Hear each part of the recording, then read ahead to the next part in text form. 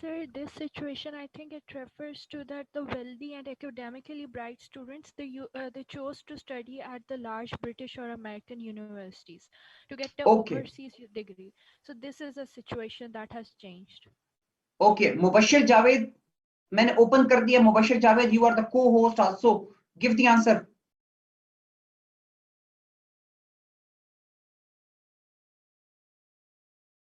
Mubashir, give the answer.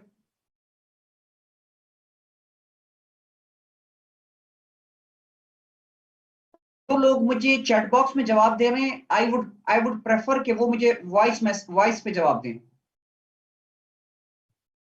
Mubashar आप open करें ना, अनम्यूट कर दें.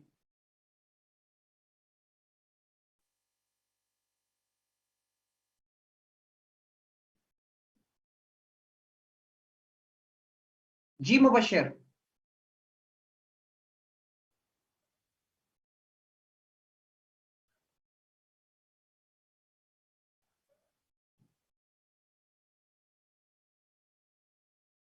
मुबशर आप जवाब नहीं दे रहे. मैंने आपको अनम्यूट कर दिया है. Anyone else who wants to give the answer? Raise up your hand. Sir Mubashar का माइक खराब है, उसने चैट में रिस्पांस दिया है कि उसका माइक खराब है. अच्छा जी, उसका माइक खराब है. Okay okay okay right. चलें जी. दिस इज ये थोड़ा सा टेक्निकल क्वेश्चन तो मैंने कहा थोड़ा सा सब मैक्सिमम बंदों को इन्वॉल्व कर लो. जी स्टूडेंट्स, दिस सिचुएशन से मुराद जो है वो ये है, ये जो शुरू में लिखा है, wealthy and academically bright students choose to study at one of the, आगे आगे करते रहे. इससे मुराद वीजा प्रोसेस नहीं है, इससे मुराद डिफिकल्ट एप्लीकेशन प्रोसेस नहीं है, हायर ट्यूशन फी नहीं है. ट्राई टू अंडरस्टैंड स्टूडेंट, सोचें समझें और फिर देखें. जी जी जी बिल्कुल मुबशर. रॉन्ग रॉन्ग मुबशर, एक तो लेट जवाब दिया और फिर गलत भी जवाब दे दिया. Anyways, this situation refers to wealthy academically bright to study at one of the जो यूनिवर्सिटी है, large British और American universities. You got that students? ये है situation. चलें एक और. A number of countries से क्या मुराद है? Raise up your hands and give me the answer through the voice.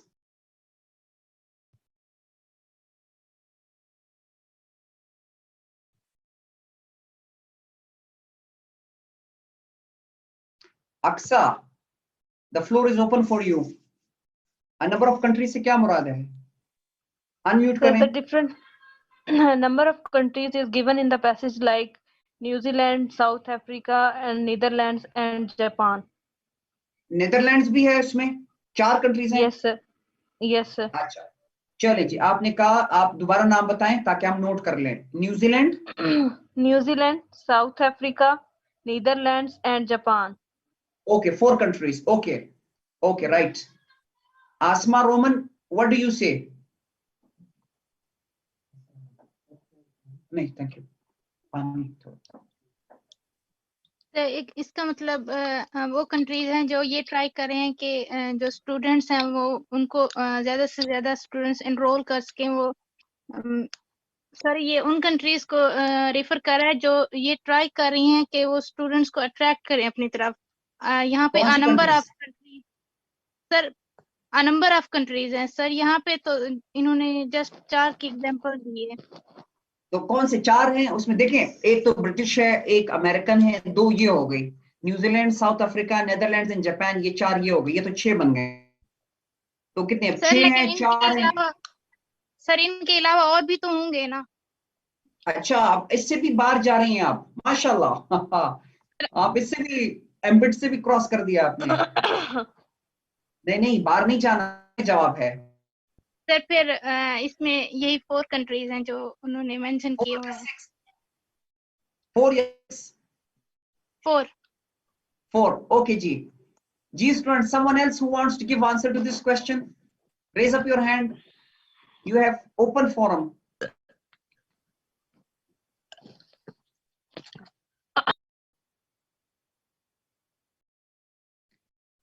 हाथ नहीं नजर आ रहे मुझे, इसका मतलब है पार्टिसिपेशन आपकी इधर वॉइस पार्टिसिपेशन कम है।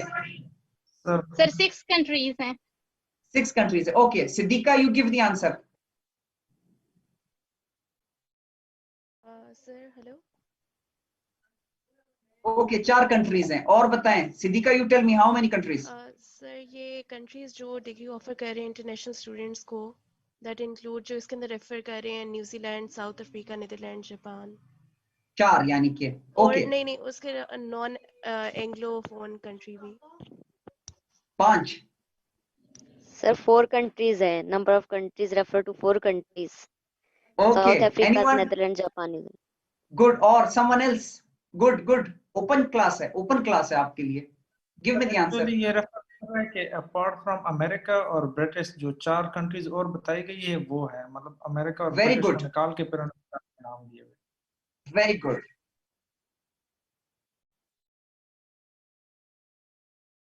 ये है answer. Yes, you are right, बिल्कुल ठीक आप लोगों ने कहा। Now let's come to another simple question. एकदम जवाब दें, इट्स से क्या मुराद है? What does its refer to?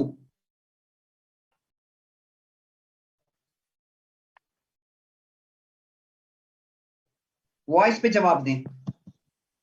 Sir Netherlands. Open है नेदरलैंड्स। ओके, और ओके, और सर नेदरलैंड्स की बात हो रही है। नेदरलैंड्स की बात हो रही है। Very good. Someone else?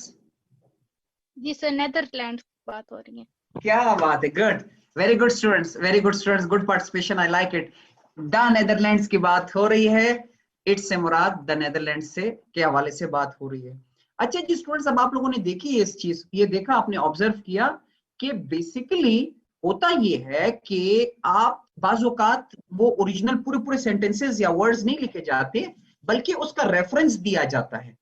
तो रेफरेंस की मदद से भी आप रीडिंग में थोड़ी सी अंडरस्टैंडिंग डेवलप करते हैं। लाइक दिस सिचुएशन, अब दिस सिचुएशन को आप देखें, पीछे 2 से 3 लाइन थे, तो आप ऑथर ने उसको जस्ट दिस सिचुएशन की मदद से रेफर बैक किया। तो रीडिंग कॉम्प्रिहेंशन में और इवन प्रेसी राइटिंग में आइडेंटिफाइंग रेफरेंस की मदद से भी आप बहुत कुछ कर सकते हैं। ठीक है जी स्टूडेंट्स, तो आज मैंने आपको कौन सी चीजें बताई? आज मैंने आपको बताया कि रीडिंग कॉम्प्रिहेंशन जब आप करें तो सबसे पहले क्वेश्चंस प्रीव्यू कर लें। क्वेश्चंस प्रीव्यू करने का मतलब है कि आप क्वेश्चंस में जो कीवर्ड्स हैं उसको अंडरलाइन करें और क्वेश्चन को अंडरस्टैंड करें।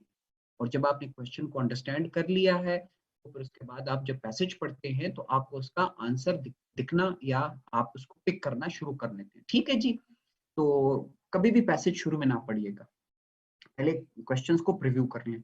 और क्वेश्चंस को प्रीव्यू करने का एक बहुत बड़ा फायदा ये है कि आप पैसेज आपने पढ़ा ही नहीं होगा, बल्कि उसके इंपॉर्टेंट चीजें आपको ऑलरेडी पता चल जाएगी कि पैसेज में क्या लिखा है। तो प्रीव्यूइंग का ये फायदा। दूसरी चीज है skimming. Skimming fast reading technique को कहते हैं। स्किमिंग का फायदा ये है कि आप क्या करते हैं, एक लंबे से पैसेज के पहले चंद लाइन पढ़ते हैं पैराग्राफ के, फिर आखिरी चंद लाइन पढ़ते हैं, फिर नेक्स्ट पैराग्राफ के पहले चंद लाइन और आखिरी लाइन जब आप पढ़ते हैं, so most probably 50 to 60% chances हैं कि you understand the complete passage। आपको पता चल जाएगा कि यार ये पैराग्राफ जो है इस बारे में लिखा हुआ है। Next scanning. स्कैनिंग टेक्निक जो है बेसिकली, अगर आपके पास टाइम कम हो और आप जवाब ढूंढना चाहें तो स्कैनिंग बेसिकली जवाब आप ढूंढते हैं जो लिटरल कॉम्प्रिहेंशन होता है ना, रेफरेंस कॉम्प्रिहेंशन वाले क्वेश्चन।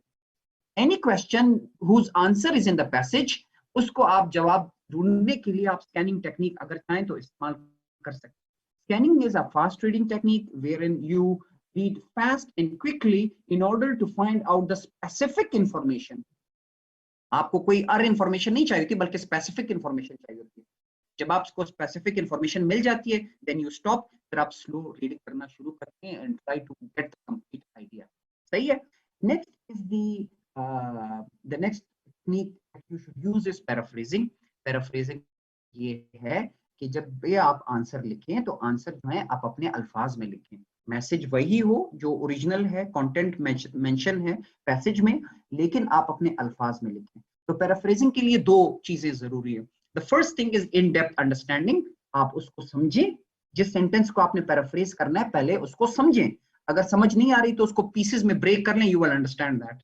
और फिर दूसरा बात ये है कि आप इक्विवेलेंट ग्रामेटिकल स्ट्रक्चर के जरिए से उसको अपने अल्फाज में लिखें, ठीक है जी।